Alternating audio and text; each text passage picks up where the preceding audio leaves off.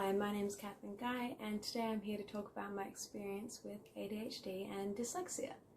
I actually found out I had dyslexia at quite a young age. I think I would have been 7 or 8. And initially my preschool had said to my parents that Kathryn's quite smart, send her into school early, just start her off young. So that's what my parents did, and when I got to school, I was failing everything. In kindergarten, I couldn't, everything I was really struggling with, whether it was writing, reading, mathematics, all of it I was really struggling with. So eventually my mum took me to an educational psychiatrist and she said, what's happening with my daughter? So they did a bunch of tests and it turned out I was dyslexic.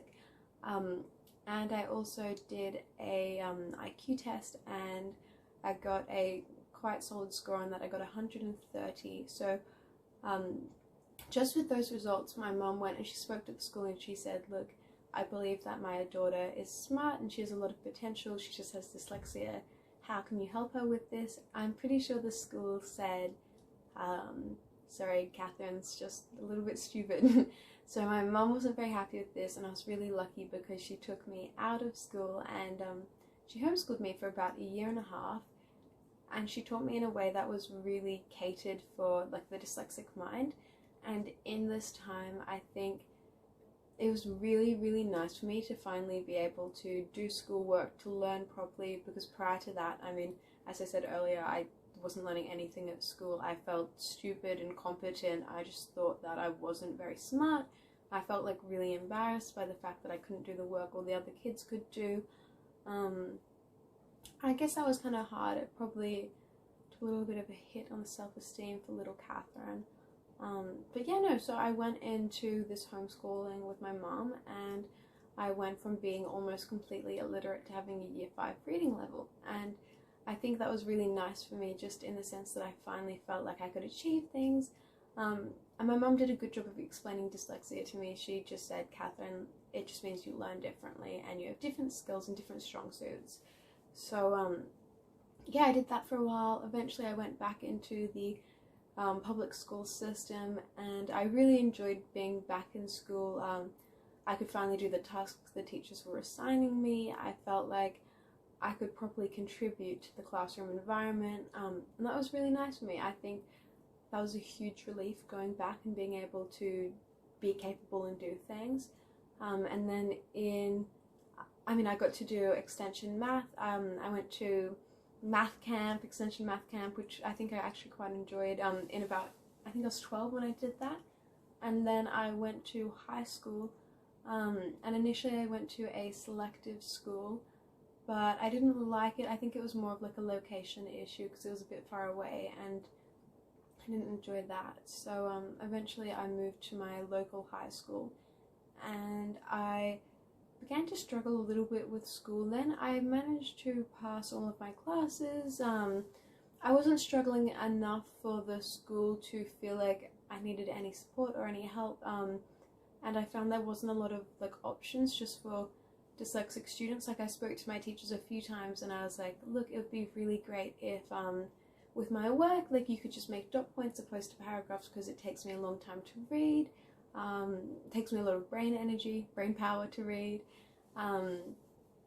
and a few of them were really good at it, but most of them struggled with it, and just, I think they forgot they have a lot of students, it just wasn't in the forefront of their mind. So I found the next few years of high school a little bit challenging. I did extension math and eventually dropped it because I was failing the class. I was not doing 10 out of 10. I think in one test I even got like 23%, which wasn't great. So I started year 11 and I selected my subjects for the HSC, and even like with standard math, I think I was getting like 60% on the test, which, you know, isn't super good. That's okay, but it's not super great. And I did physics as well, which I really enjoyed, but I don't know, I was doing like fine in the class. I was getting like a good mark in it, but again I felt like a little bit overwhelmed by the work, and I just felt like I wasn't really going to be able to achieve it or complete the work in year 12 as it progressively got harder.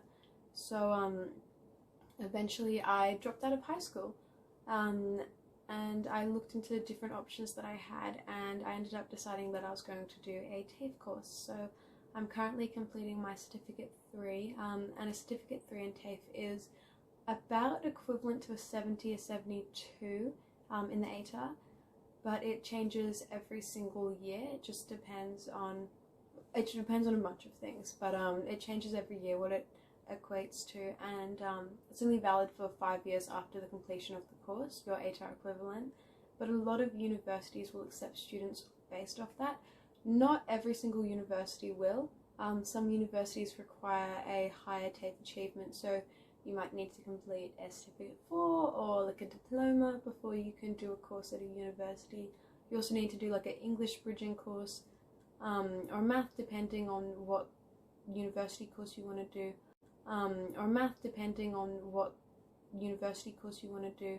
But I felt like that was the right option for me, just as I felt like I was drowning in my schoolwork. I felt really anxious all the time. I just felt like realistically I wasn't going to be able to complete the HSE with a good mark. So I dropped out of high school, and that was a huge stress relief for me. Doing my TAFE course, I think it says it's a 25-hour course a week, which is quite a lot less than school, and I think that was really nice having that option. But yeah, no, I'm not sure who first breached the idea, but someone said that I should get an ADHD test. So my mum took me to a educational psychiatrist, and I did an ADHD test, and I scored quite high in the inattentive section, and I was given like a moderate for the hyperactive section. But the most interesting thing that probably came out of the test was I did like a math test in there, and the results that came out of that were interesting, in the sense that I got I'm in the 99.6 percentile, which is quite good. That was one of those things that was a huge surprise for me, just because I like failed extension math, I failed a lot of math related subjects, or did poorly in math related subjects, and with a result like that you would expect to be exceeding in those subjects, and expect to be, that's in the top 4% out of 1,000, top 4 people out of 1,000, but that's not the results that I got in that test. Didn't translate into my real life, and I think that's where I really struggled. The same with my IQ test. It was that although this is what it said on paper, that was never translating into my real life. And I think I could even see when I discussed with my friends, and I said to them, this is the result I got, like, what the heck? And I think, well, one, I was quite excited because I was like, okay, I'm not stupid, that's good, I like that, that's nice to know.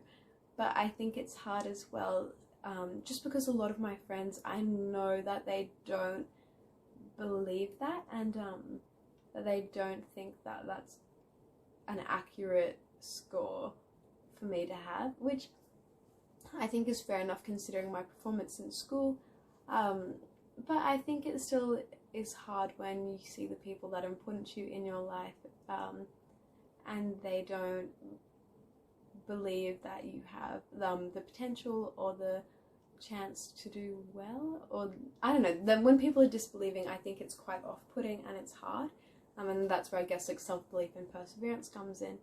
But I think the biggest thing for me would be the impact that ADHD and dyslexia have on your on my self-esteem, on my self-belief. And I don't think this is really an actual result of ADHD and dyslexia. I think it's more a result of how ADHD and dyslexia are affected by the system, by the school system. Also, I guess, like the workplace environment, like all of those things have an impact, because those systems are built for people who have a different neurological setup. But I think that's why it's really important to understand why you struggle in the systems. It's so important to get a test so that you know that you're not struggling because you're incompetent or incapable. Like, you're struggling because you learn a different way, and then that gives you the opportunity to go out and to learn in a way that actually works for you. And I think there's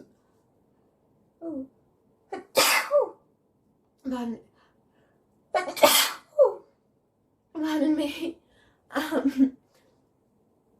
But yeah, so I think sorry, what was I up to? I think as much as it is challenging and it is hard to have things like dyslexia or ADHD, once you know what you have, you can learn a bunch of different techniques that work for you. And I think the most amazing thing for me has been getting these results and understanding that I do have the ability and the potential to actually go out and do something that I really want to do. So I think once I finish my course, I'm going to go to university. I'm going to study physics and hopefully eventually go into quantum physics or medical quantum physics. But it's just having these results and understanding that I'm capable of it that's been such a life changer for me. And I think that is all I have to say, probably. I don't know. That's probably everything. So, thank you for watching. I hope you enjoyed or learnt something from this. Have a good day.